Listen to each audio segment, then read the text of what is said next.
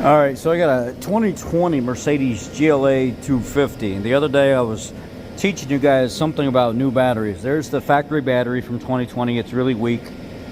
800 cold cranking amps. It tested at like 410. So we're getting that battery out of there. It starts kind of weak too. This is a new AGM battery from AutoZone. It's an H6 AGM, 760 cold cranking amps. And when I was speaking to you guys last time about this little trick that most people don't know, they take these covers off and they just throw it away. But this tab right here actually is for something.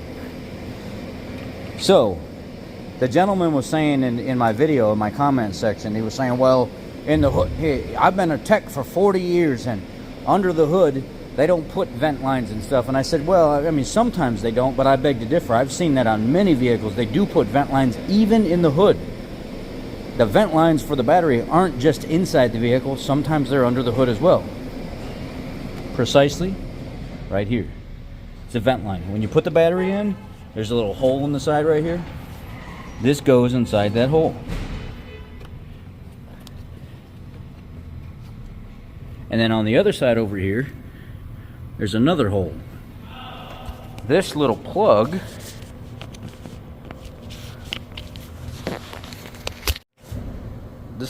that I just took off of the cap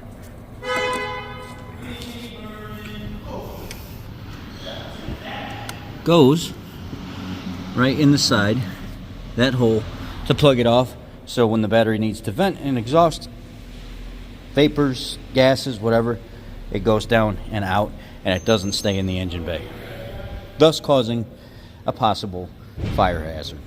So the vent lines for the battery are in the engine bay, and that little piece is to plug the side off that's not used.